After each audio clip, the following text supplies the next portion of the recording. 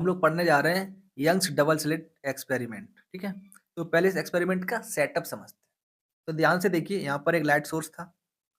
इस light source को देखो, यहाँ पर एक छोटे लाइट सोर्स में कन्वर्ट किया गया। कार्डबोर्ड लगा दिया और उसमें से होल कर दिया। इसके बाद यहाँ पर एक और कार्डबोर्ड लगाया और यहाँ पर दो होल किए। ठीक है, इनको बोल रहे हैं स्लिट। ठीक है, जिसकी वजह से यहाँ पर आपको देखिए कुछ पैटर्न दिख रहा है।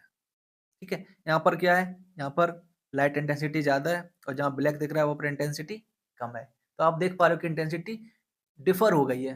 ठीक है, हर एक पॉइंट पे सेम नहीं है I1 प्लस I2, जो कि हम लोग ऑलरेडी डिस्कस कर चुके हैं। इंटेंसिटी क्या हो जाती है, बदल जाती है, वो नहीं रहती जो दोनों इंटेंसिटी का सम होना चाहिए। तो यहाँ पर दिख रहा है आपको जो पैटर्न दिख रहा है, इसको बोलते हैं क्या, इंटरफेरेंस पैटर्न। राइट, अब यदि आप यहाँ पर ध्यान से देखिए, ठीक है, तो ये जो दोनों सोर्स हैं किससे निकले हुए हैं, इस सोर्स से। राइट, तो यानी कि एक ही सोर्स से निकले हुए हैं और इसका भी जो ओरिजिनल सोर्स है वो यही है, यानी कि एक ही सोर्स है। तो ये जो लाइट यहाँ पे निकल रही होंगी वो क्या होंगी, कोहेरेंट लाइट। बात क्लियर, इतनी सी बात। तो कोहेरेंट लाइट में आपको क्या मिल रहा है, इंटरफेरेंस पैटर्न। यदि यहाँ पर इनकोहेरेंट लाइट होती तो यहाँ पर आपको ये जो इंटरफेरेंस पैटर्न दिख रहा है वो नहीं दिख रहा होता। इतनी सी बात क्लियर है। अच्छा, एक बात और नोट करने की है, क्या, यहाँ पर देखिए जो स्लिट है वो कैसी है, वो रेक्टेंगुलर है। ठीक है, देखिए दोनों ध्यान से। और यहाँ पर जो फ्रिंज पैटर्न दिख रहा है आपको, इंटरफ्रेंस पैटर्न दिख रहा है, इसमें जो आपको लाइन्स दिख रही हैं, शीट्स दिख रहे हैं। ठीक है, इनका जो स्ट्रक्चर है, जो आपको ब्राइटनेस कम या ज़्यादा दिख रही है, वो देखिए कैसे दिख रही है, रेक्टेंगुलर शेप की दिख रही है। ठीक है, ये जो आपको यहाँ पर पत्ती की तरह दिख रहा है ना, इसको बोलते हैं फ्रिंज। ठीक, तो हम बोल सकते हैं यहाँ पर जो फ्रिंज है उनका जो पैटर्न है वो क्या है, रेक्टेंगुलर। बात क्लियर है, ओके। नाउ अब समझते हैं कि एक्चुअली ये हो कैसे रहा होगा। ठीक है, मैथमेटिकली जानने की कोशिश कर। तो नाउ इसको यहाँ पर देखिए, ये रहा आपका कुछ रे डायग्राम। ठीक है, यहाँ पर ये आपका S1 सोर्स है, ये आपका S2 सोर्स है, या फिर बोल सकते हैं S1 सिलेट है, S2 सिलेट है। क्लियर सी बात, ओके। नाउ यहाँ पर ये आपकी स्क्रीन है जहाँ पर कुछ पैटर्न बन रहा होगा। ठीक है, हमारी कोशिश ये है कि हम ये जाने कि जो डिस्टेंस x पर, ठीक है, किसी डिस्टेंस x पर क्या होगा, ब्राइटनेस ज़्यादा होगी या फिर डार्कनेस ज़्यादा होगी, क्या इंटेंसिटी होगी, ये हमारा मोटिव है। ठीक है, नाउ इसमें कौन हेल्प करेगा, path difference, phase difference. Right, तो हम लोग पाथ डिफरेंस, फेज डिफरेंस निकालने की कोशिश करेंगे। ओके, नाउ तो यहाँ पर यदि आप सारी चीज़ थोड़ा समझने की कोशिश करो, तो ये जो आपकी स्लिट्स हैं S1 एंड S2 और जो स्क्रीन है, इनके बीच डिस्टेंस कितनी है, d डिस्टेंस। और आपकी जो दोनों स्लिट्स हैं उनके बीच डिस्टेंस है स्मॉल d। अब सिचुएशन ये है कि ये जो स्लिट्स की बीच की डिस्टेंस है यानी कि स्मॉल d, ठीक है, ये बहुत छोटा होता है इस कैपिटल D से। तो इसको आप ऐसे समझिए कि ये जो d की वैल्यू है जनरली होती है मिलीमीटर में। ठीक है, और ये जो d है यानी कि स्क्रीन की डिस्टेंस, ठीक है, इसकी वैल्यू होती है जनरली मीटर्स में। तो सीधी सी बात है, लगभग 1000 टाइम्स का डिफरेंस रहता है। तो ऐसे सिचुएशन में यदि आप ध्यान से देखो तो यहाँ पे कुछ आप अप्रोक्सीमेशंस का हेल्प ले सकते हो। बात क्लियर है, यहाँ पर हमारा बेसिक मोटिव है, हमें निकालना है पाथ डिफरेंस, जिसकी हेल्प से हम लोग निकाल सकते हैं फेज डिफरेंस, और जिसकी हेल्प से हम लोग निकाल सकते हैं किसी पॉइंट P पर लाइट की इंटेंसिटी। बात समझ में आ रही है, ओके। सो नाउ, तो कहीं ना कहीं हमें जो रिलेशन निकालना है फेज डिफरेंस का या फिर पाथ डिफरेंस का, इस एक्स के रिलेशन के साथ निकालना है। बात क्लियर है, ओके। तो ट्राई करते हैं कुछ अप्रोक्सीमेशंस की हेल्प लेकर, क्योंकि यहाँ पर देखो d बहुत ज़्यादा है स्मॉल d से।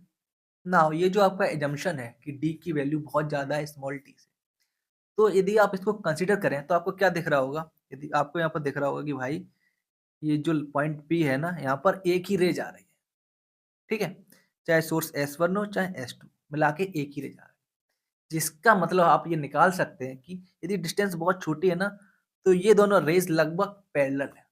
राइट, इसको आप ऐसे समझिए कि जो इनके बीच की जो डिस्टेंस है ना, बहुत दूर जाने पर हल्की सी कम हो रही है, तो अप्रोक्सीमेटली पैरेलल है। हमें अपनी कैलकुलेशन करनी है सिंपल, तो हम लोग मान लेते हैं कि भैया पैरेलल ही है। ठीक है, नाउ इससे अब होगा क्या, इससे ये होगा कि यदि आपके पास निकालना हो आपको पाथ डिफरेंस, राइट, तो देखिए आप कैसे निकालते हो। तो मान लेते हैं ये आपकी एक लाइन है, ये आपकी एक लाइन है, ये दोनों एक ही पॉइंट पे एंड हो रही हैं और दोनों के बीच हमें डिफरेंस निकालना हो, तो आप क्या करोगे, छोटी वाली से परपेंडिकुलर डाल दोगे बड़ी वाली पे। उसके बाद ये जितना पार्ट है ये दोनों हो जाएगा सेम, ये जो पार्ट रहेगा वो हो जाएगा डिफरेंट, यानी कि इसके बीच कितना डिफरेंस है। राइट, सो नाउ जैसे ही आप ऐसा करते हो, हमने बोला ना कि पैरेलल मानते हो, तो आप क्या कर सकते हो, यहाँ पर यदि आप ध्यान से देखो तो आपको S2P ज़्यादा बड़ी दिख रही है S1P से। तो आप S1 से इस S2P पर एक परपेंडिकुलर डाल सकते हो, राइट? आपने यहाँ पर एक परपेंडिकुलर ऐसे ड्रॉ कर दिया। तो अब यहाँ पर पाथ डिफरेंस क्या हो जाएगा? ज़ाहिर-सी बात है ये वाली लेंथ।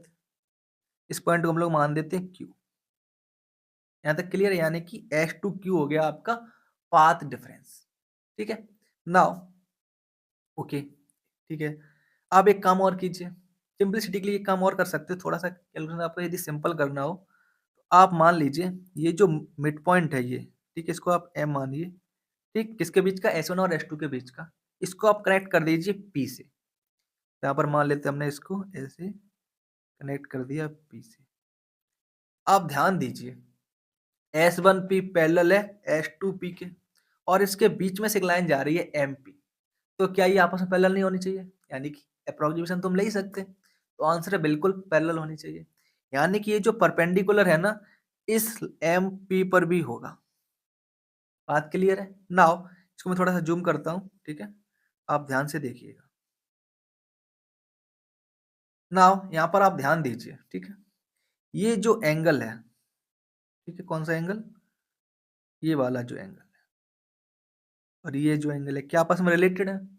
बिल्कुल, देखो क्यों? क्योंकि ये जो एंगल है, ठीक है? इसको मान लेते हैं हम लोग थीटा और इसको मानते हैं यहाँ पर अल्फा, ठीक है? इसको मान लेते हैं हम लोग थीटा 2, राइट? अब ध्यान दीजिए, थीटा प्लस अल्फा 90 है और अल्फा प्लस थीटा 2 90 है। इसका मतलब क्या हो जाएगा आपका? ये जो थीटा है वो इस थीटा 2 के बराबर होगा। बात क्लियर है? नाउ बस। तो जैसे आप ऐसा करोगे, ठीक है? आप यहाँ पर ऐसे लिख सकते हो, ये एंगल थीटा है, तो आपका ये एंगल थीटा हो जाएगा। तो यानी कि मैं यहाँ पे लिख सकता हूँ angle M S1Q is equal to theta is equal to angle CMP, ठीक है? इतनी बात क्लियर है? नाउ अब यहाँ पर एक एजम्पशन और है, क्या? क्योंकि डिस्टेंस बहुत ज़्यादा है, ठीक है? और x की वैल्यू भी बहुत ज़्यादा है नहीं, छोटी है। तो जो आपका थीटा है ये बहुत छोटा होगा। बात क्लियर है? ओके।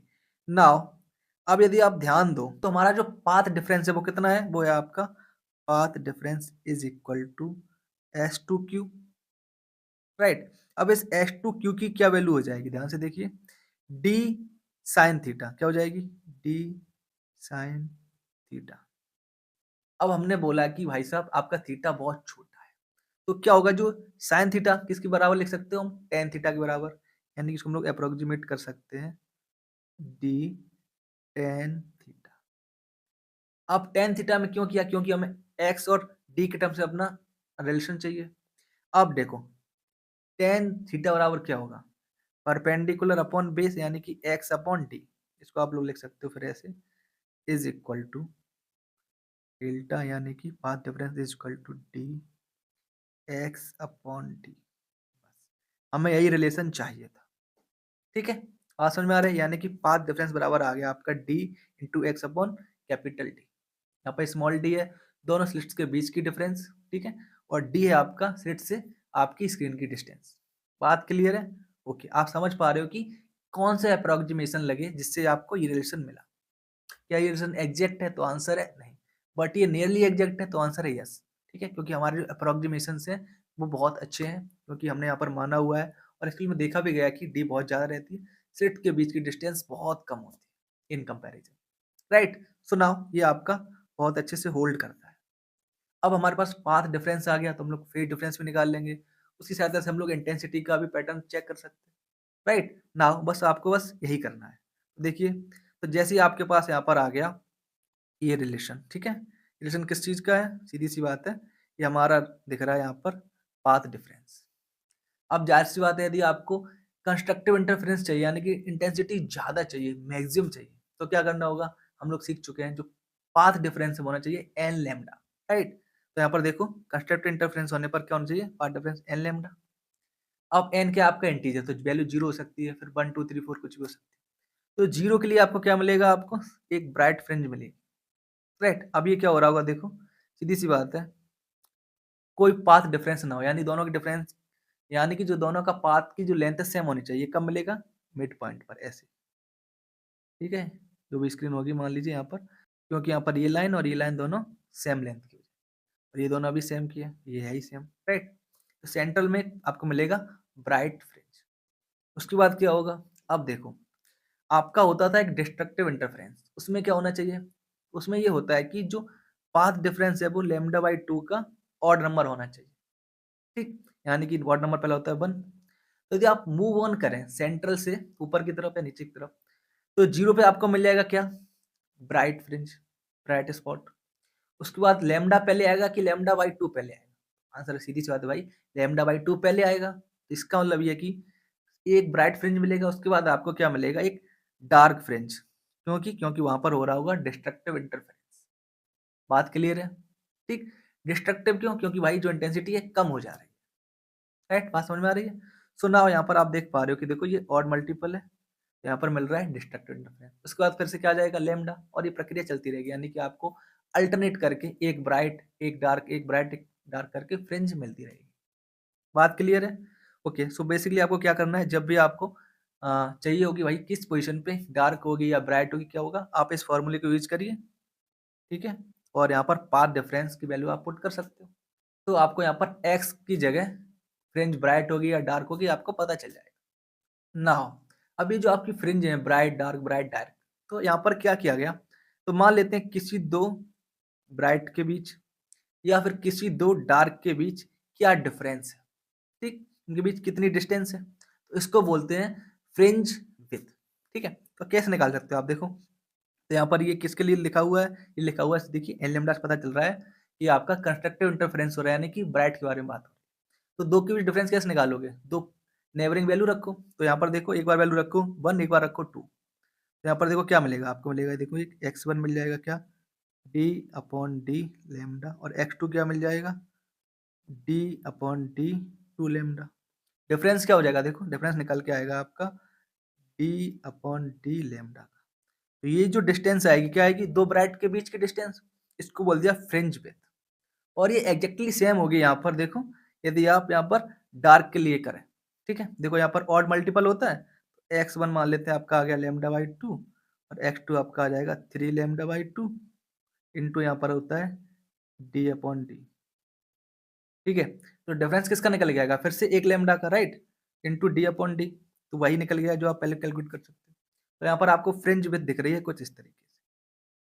बात क्लियर है। तो यहाँ पर क्या निकालना था आपको, पाथ डिफरेंस, इसकी सहायता से आप निकाल सकते हो फेज डिफरेंस, फ्रिंज विड्थ मिल गई, और यदि आपसे अब इंटेंसिटी पूछा जाए तो आप वो भी निकाल सकते हैं। नाउ अब एक बात यहाँ पर ध्यान से देखनी होगी आपको, ठीक है। ये देखिए ये रहा आपका इंटेंसिटी का फार्मूला, आप यहाँ पर वैल्यूज को पुट करिए फाई की जगह, तो आपको क्या मिल जाएगी, यहाँ पर देखो इंटेंसिटी, यदि यहाँ पर ही देखो ये आई नॉट क्यों आ रहा है, क्योंकि यहाँ पर माना होगा I1 is equal to I2 is equal to I0, आप पुट करोगे बहुत ही आसानी से आ जाएगा, ठीक है। यहाँ तक कोई डाउट आई होप नहीं होना चाहिए। नाउ यदि आपको फिर भी डाउट है फाई निकालने में, तो मैं आपकी हेल्प कर दे रहा हूँ। देखो यहाँ पर क्या होगा, देखिए डेल्टा इज इक्वल टू, ठीक है, phi upon 2 pi into wavelength, ठीक है। अब मान लेते हैं कि आपको किसी पर्टिकुलर एक्स के लिए निकालना है, ठीक है। नाउ हमने अभी देखा कि एक्स के लिए क्या रिलेशन था डेल्टा के साथ, डी एक्स अपॉन डी। यहाँ से आप क्या निकाल सकते हो, देखो ध्यान से, यहाँ पर इसको पुट कर दो तो आपको मिलेगा d x upon d is equal to pi lambda upon 2 pi. अब देखो आप बहुत ही आसानी से यहाँ पे लिख सकते हो, देखो ध्यान से पाई की वैल्यू को, राइट। तो आपको यहाँ पर क्या मिलेगा, देखिए pi is equal to 2 pi upon lambda into d x upon, यहाँ तक बात क्लियर है। ओके, ना ये जो फॉर्मूला यहाँ पर आपके पास होता था ऐसे 4I0 कॉस स्क्वायर 5/2, तो जब यहाँ पर आप 5/2 करोगे तो आपको यहाँ पर दिख जाएगा इस तरीके से, और जो डिट्टो यहाँ पे एग्जैक्टली सेम, राइट। नाउ देखने के लिए आप यहाँ पर देख सकते हो कि आपके पास ये आया था या नहीं, अभी देखिए आपको मिल जाएगा 1 सेकंड में, ठीक है। देखिए यहाँ पर आपको दिख रहा है ये 5/2 आ रहा था, राइट। ओके, जब आप इंटेंसिटी में जाओगे तो सेम चीज स्क्वायर के साथ आएगी, तो यहाँ पर क्या आ जाएगा स्क्वायर 4A², ठीक है, कॉस स्क्वायर दिस वन। तो जब इंटेंसिटी के साथ मल्टीप्लाई करोगे तो के का मल्टीप्लाई होगा, तो यहाँ पर आपको मिल जाएगा 4I0 cos square 5/2 is equal to I, ठीक है। सेम हमने यहाँ पर किया हुआ है, ओके, तो कंफ्यूजन की कोई बात नहीं है। तो आई होप यहाँ तक क्लियर है। नाउ अब यहाँ पर एंगुलर फ्रिंज विड्थ भी डिफाइन की हुई है, कैसे? Fringe width divide by the distance, right? तो जिस आप वैल्यू पुट करोगे तो आपको मिल जाएगी लैम्डा अपॉन डी। बात क्लियर है?